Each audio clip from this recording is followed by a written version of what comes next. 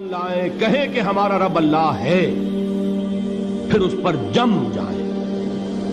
ان پر فرشتوں کا نزول ہوتا ہے، نہ کوئی غم کرو نہ خوف، خوشیاں مناؤ جنت کی جس کا تم سے وعدہ کیا گیا تھا۔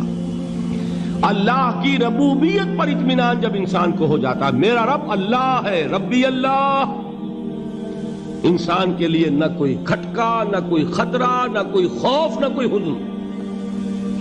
جو کچھ ہو رہا ہے کس کے اذن سے ہو رہا ہے؟ اللہ کے اذن سے۔ اللہ کے اذن کے بغیر پتا تک نہیں ہلتا۔ یہ کوئی اندھا بہرا مادہ نہیں ہے جس سے مجھے کوئی خوف ہو۔ اندھا بھینسا چلا آ رہا ہو اس سے تو ڈرنے کا ہر انسان کو ڈرنا چاہیے، نہ معلوم کس کو ٹکر مار دے۔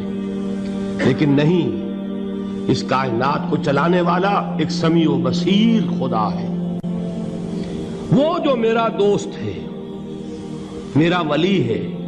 اللہ ولی الذین آمنوا یخرجہم من الظلمات الی النور۔ اللہ اہل ایمان کا ولی ہے، ساتھی ہے، پشت پناہ ہے، مددگار ہے، حمایتی ہے۔ بتائیے جسے یقین ہو جائے کہ اللہ میرا مددگار، اللہ میرا محافظ، اللہ میرا پشت پناہ، اللہ میرا حمایتی، اس کے لیے کوئی خوف ہوگا؟ اس سے کوئی ڈر ہوگا؟ میں مثال دیا کرتا ہوں ایک بہت سادہ، پنجاب کے دیہات کی۔ وہ بڑا چودھری ہے اور کوئی غریب کسان ہے۔ اس غریب کسان کے جانوروں کو ہر وقت اندیشہ ہوگا چوری کا، کوئی میری بھینس کھول کر نہ لے جائے، کوئی میرا بیل کھول کر نہ لے جائے۔ لیکن جس کے بارے میں یہ سب کو معلوم ہو کہ وہ جو بڑا چودھری ہے وہ اس کا دوست ہے، اس کی بچیا کو کوئی خوف ہوگا؟ اس کی بھینس پر کوئی ہاتھ ڈالے گا؟ اسے کوئی اندیشہ ہوگا؟ نہیں۔ کیوں؟ کہ وہ بڑا چودھری، بڑا اس کا یہاں کا سردار، جاگیردار، سب کو معلوم ہے وہ میرا دوست ہے، کوئی میرے خلاف اقدام نہیں کر سکتا۔ اس دنیا میں یہ چھوٹی سی بات اگر آپ کے دلی اطمینان اور سکون کا باعث بن سکتی ہے تو ذرا تصور کیجئے۔ میں لفظ تصور استعمال کروں گا صرف اس لیے کہ اس کا ہم جس کو کہتے ہیں ادراک اور شعور کر نہیں سکتے، اگر کے ساتھ کر سکتے۔ اگر یقین ہو کہ اللہ میرا مددگار اور یقین ہو کہ اللہ ہر آن میرے ساتھ ہے، پھر کوئی خوف؟ کس کا خوف؟ کوئی شے اللہ سے بالا تر ہے؟ کوئی قوت اس سے زیادہ طاقتور ہے؟ کوئی اس کے ارادے کو بدلنے والا ہے؟ کوئی اس کی مشیت کے آڑے آنے والا ہے؟ یہی بات ہے جو حضور نے فرمائی۔ یہ ایمان کا حاصل ہے لب لباب، کہ دیکھو اچھی طرح اس بات کو ذہن نشین کر لو، اگر تمام انسان مل کر تمہیں کوئی نقصان پہنچانا چاہے نہیں پہنچا سکتے، مگر جو کچھ اللہ نے لکھ دیا ہو، اور تمام انسان مل کر تمہیں کوئی نفع پہنچانا چاہے نہیں پہنچا سکتے، مگر وہ شے جو اللہ نے طے کر دی۔ آپ پھر میں کہوں گا ذرا طاری کیجئے، اسے فرض کیجئے، اسے سوچئے۔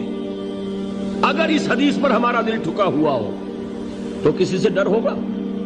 یہ مجھے نقصان نہ پہنچا دے، یہ میری رپورٹ خراب نہ کر دے، یہ میری انکریمنٹ نہ رکوا دے، یہ میرا یہ نہ بگاڑ دے، یہ میرے یہ نقصان نہ پہنچا دے۔ اس کا ڈر، اس کا ڈر، اس کا خوف، اس کی خوشامد، اس کے لیے جا کر طرح طرح سے اپنی عزت نفس کو ذلیل کروانا اس کے سامنے، یہ سب کچھ کیوں کرتا ہے انسان؟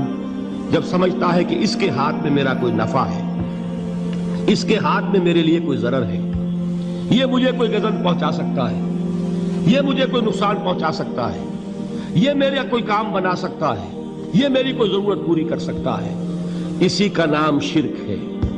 جہاں آپ نے یہ سمجھا کہ غیر اللہ کے اندر کوئی طاقت موجود ہے، وہی شرک ہے۔ بتوں سے تجھ کو امیدیں، خدا سے نومیدی، مجھے بتا تو صحیح اور کافری کیا ہے؟ شرک تو یہ ہے۔ جس پر بھی تمہیں یہ خیال ہے، کلمہ ہے یہ کلمہ سوم، لا حول ولا قوت الا باللہ، ذرا اس پر دل کو کبھی اگر آپ تصور کریں، پھر فرض کریں، دل ٹھک جائے اس پر، کوئی طاقت نہیں ہے۔ یہی بات تھی جو شیخ عبد القادر جیلانی رحمۃ اللہ علیہ نے اپنی وصیت میں اپنے بچے سے کہی. 11ویں دینے والے ہیں، لیکن حضرت شیخ عبد القادر جیلانی کی وصیت اور تعلیمات کو کتنے لوگ ہیں تو جانتے ہو؟ یہ جن مقامات تک پہنچے ہیں وہ کس چیز کی بدولت پہنچے ہیں؟ انہوں نے جو پیغام دیا وہ کیا تھا؟ اے میرے بچے، جس طریقے سے قرآن مجید میں حضرت لقمان کی نصیحتیں جو ہے نقل کر دی گئی ہیں، میں یہ عرض کروں گا بالفرض اگر قرآن حضرت عبد القادر جیلانی کے بعد نازل ہوا ہوتا تو شیخ عبد القادر کی یہ نصیحتیں بھی قرآن میں درج ہوتی.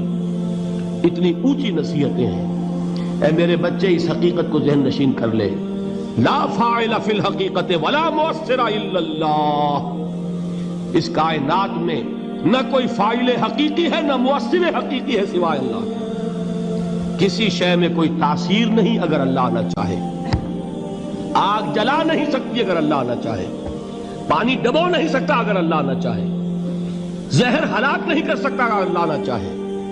کوئی چیز فائدہ نہیں پہنچا سکتی اگر اللہ نہ چاہے. تو در در پہ کیوں سر جھکاتے ہو؟ در در پر کیوں جبیں سائی کرتے ہو؟ سب کے سامنے کیوں ہاتھ پھیلاتے ہو؟ ایک اللہ سے مانگو. ایک اللہ کے سامنے زمین پر اپنی جبین رکھو. لا فاعل فی الحقیقت ولا مؤثر الا اللہ.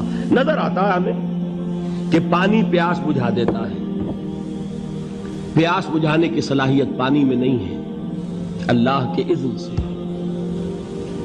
کھانا بھوک مٹا دیتا ہے.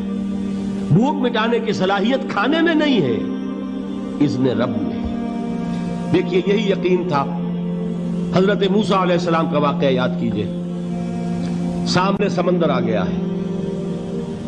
قوم دیکھتی ہے پیچھے کہ گرد و غبار کا طوفان ہے.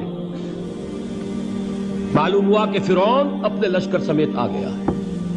لشکر جب چلتا تھا تیز رفتاری کے ساتھ تو گرد و غبار کا جو طوفان اٹھتا تھا اس کا تصور کیجئے. اور لمحہ بلمحہ وہ قریب آ رہا ہے. پوری قوم نے کیا کہا؟ اے موسیٰ انا لمدرکون. اے موسیٰ ہم کو پکڑے گئے. قرآن مجید نے تو یہاں وہ باتیں نہیں لکھی ہے، لیکن تورات میں یہ درج ہے کہ بنی اسرائیل جھگڑنے لگے، دست و گریبان ہو گئے موسیٰ کے ساتھ. موسیٰ ہمیں یہاں مروایا لا کر، اس سے تو ہم ہی بہتر تھے. وہاں کھانے کو ملتا تھا، زندگی تو تھی، بیگار ہم کر رہے تھے، موت تو نہیں تھی. اب جو کچھ ہوگا اس کا تصور کرو، جس طریقے سے ہمارے ٹکڑے اڑائے جائیں گے. تو لڑ رہے ہیں حضرت موسیٰ علیہ السلام سے. یہ تورات کی تفصیل ہے. قرآن میں صرف اتنا آیا ہے، پریشان ہو کر انہوں نے کہا انا لمدرکون. موسیٰ ہم تو پکڑے گئے. اس وقت موسیٰ کا جواب کیا ہے؟ کلا ان معی ربی سیہدین. نہیں، میرے ساتھ میرا رب ہے، وہ راستہ دے گا. بتائیے کہاں راستہ نظر آ رہا ہے؟ یہ ہے ایمان بالغیب. راستہ نظر نہ آئے تب اللہ پر یقین ایمان ہے. جیب میں پیسے ہوں اور تب دل کو اطمینان ہے تو ایمان کس پر ہوا؟ پیسے پر، اللہ پر نہیں. جب وسائل و ذرائع نہ ہو اور پھر یقین ہو کہ اللہ مسبب الاسباب ہے، وہ اسباب کا پابند نہیں ہے، وہ اسباب کا محتاج نہیں ہے، اسباب اس کے محتاج ہے. اگر یہ یقین ہے تو اللہ پر ایمان ہے. یہ نہیں ہے تو تمہارا ایمان اسباب پر ہے، وسائل پر ہے، ذرائع پر ہے، مادیات پر ہے، اللہ پر نہیں. اس وقت کہاں راستہ تھا؟ کوئی راستہ تھا؟ سمندر ہے اور ادھر سے لشکر آ گیا ہے. کلا ان معی ربی سیہدین. اب دیکھیے ایمان کہہ دینا آسان ہے، ہوا معکم اینما کنتم. جہاں کہیں بھی تم ہوتے ہو اللہ تمہارے ساتھ ہوتا ہے. لیکن اس کا یقین قائم ہو جائے تو زمین و آسمان کا فرق واقع ہے.